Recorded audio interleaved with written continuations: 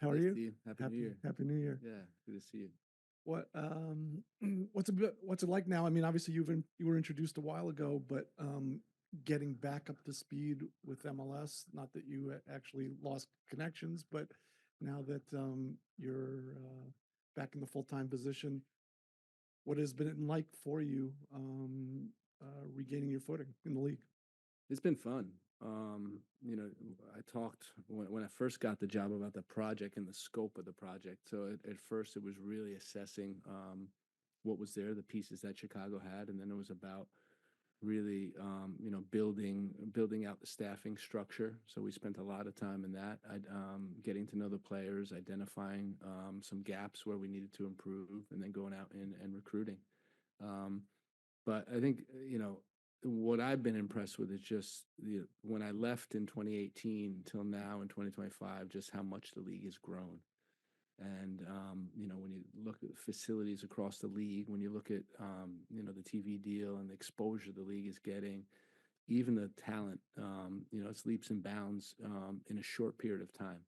So that's been really fun, and really looking forward to the day to day on the field with the group, and really being able to build not only the first team but the entire club. The culture of the club, the environment, the playing style, all of that is exciting opportunity. We're going to go to our right, first row. Good morning. Right. All right, David here from El Camarino.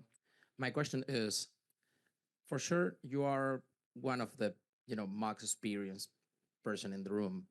What specifically can you say about MLS beside any other leagues? For example, I mean, based on your career. It's a good question, and I think the structure of the league, the predictability and the functioning of the league, of how it works, is very stable compared to some other leagues. And I think the amount of growth that takes place makes MLS unique.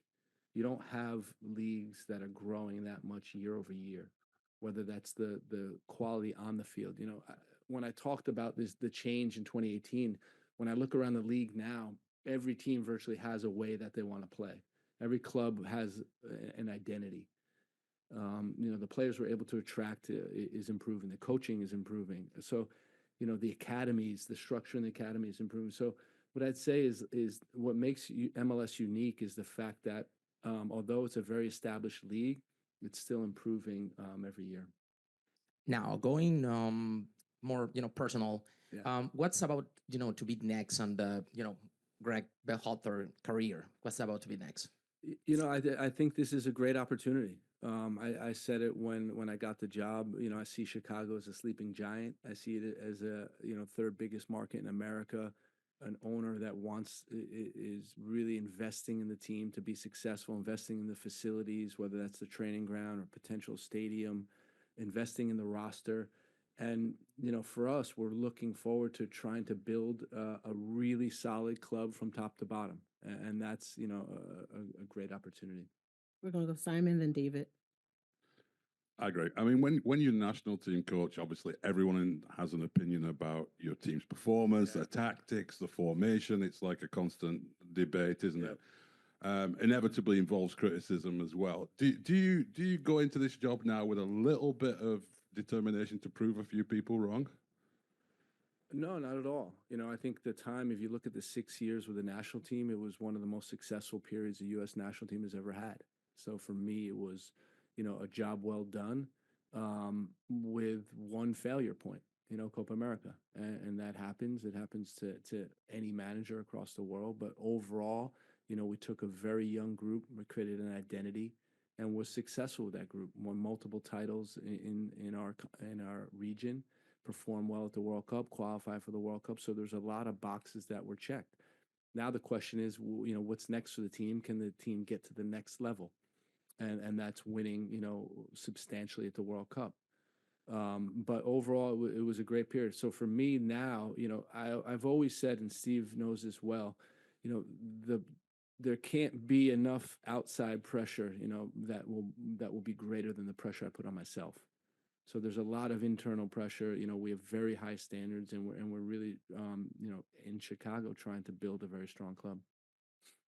The question we're getting from all the fans, so I'm going to pass it on to you, is Okay. where are you at in the build right now? You've opened up a ton of flexibility. We've seen a lot of players go out, Yeah. but everyone's asking in terms of the way you see the year and how things have to happen in this Yeah. transfer window versus summer, your methodology, how you have this project built. What does the timeline look like? Yeah, so it's a really good question. What I'd say is that you know, we're making progress with signing some top level academy players. So that's the first thing. You know, we really believe in the talent in Chicago. We want to keep developing that. You know, our second team, you know, is a total refocus and really trying to bring in talent that will make it to the first team. That's our priority with the second team. And with the first team, you know, we've signed, you know, Jack Elliott, an experienced center back from the league. We think, you know, one of the top 10 center backs in the league. And then Philip Zinkernagel, we just bought in from Bruges, who will be, you know, as a TAM player, will be a very good value, and we think a high performer in this league. There's a couple other deals that are very close to getting done. And then you start to piece together, you know, a really good team. We're looking to bring in a DP left winger. Working on that. And then there's enough pieces there that you know, you can start assessing and then see what needs to be done potentially in the summer or for next year. But we think we can be competitive right away. That's the focus. We're going to go to the back. We'll come to the front for Alonzo and then come back to you, Steve. Hey, Greg, two questions for you. One, there's been a lot of talk about schedule change. I just want to get your thoughts about what that would potentially mean for your team. And number two, how much is Chicago an asset in recruiting players and potential people to your team?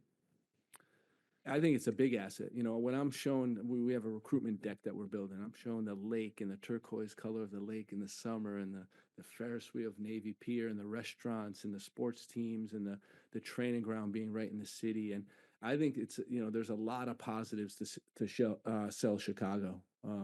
So it's a great city. I've lived there for the last 6 years, and we love it. A very family orientated city. A lot of things to do for families. But also young people, a lot of nice neighborhoods in Chicago to live in. So, you know, that's a great selling point. What was the first part of the question again? Yeah, you know, I can't say much about it because just because, you know, it's not done yet, obviously, and they're working through that. I think from the business side of it, in terms of player recruitment, I think it would be easier to be aligned with the FIFA calendar. You know, we're seeing some challenges now with teams, you know, motivated to move players mid-season.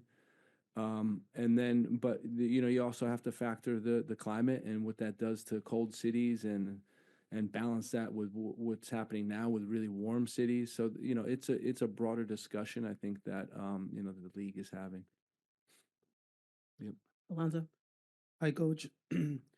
I would like to ask you, because you were talking about how fun was to building the staff in Chicago, and also Yeah. that you like to put the pressure on you.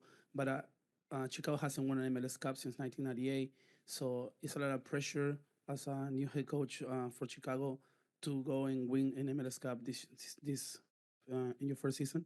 I don't think so. You know, I think it's, you know, not to say that we don't want to win the MLS Cup. That's not the mindset at all. But, you know, our focus is on building a sustainable success. You know, we really want to get the city of Chicago behind the team. We want to create an environment where players and staff members can develop, and we want to win consistently. And, you know, you have to lay the foundation. You know, I know that it's easy for me to sit here and talk about winning, right? The hard thing is to actually do it. So for us, it's really about laying the foundation this year and building a strong team, building a clear identity, and, you know, and trying to, you know, to really change the mindset of the group and the mentality of the group, that we can be winners and we can build something strong. We're going to take our last question from Steve. Please proceed. Greg, I was It's wondering two. if- You get two today, huh? Yeah. Oh my God. Getting it in. Yeah. It's an important one. What's your relationship now with Mauricio Pochettino? He's said some nice things about you and the way you've set up the program for the future. And along those lines, also, is there a bit of an awkwardness because he is your successor now? No, there's, you know, we've always had a good relationship. And there's absolutely no awkwardness. I'm very supportive of the program. I love the U.S. national team. I've been involved with the U.S. national team for a long, long time, and it's always going to be a program that I support.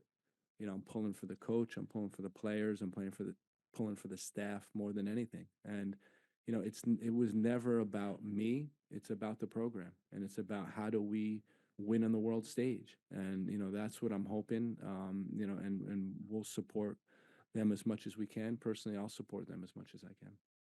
Coach, want to thank you for your time and welcome back. Thanks.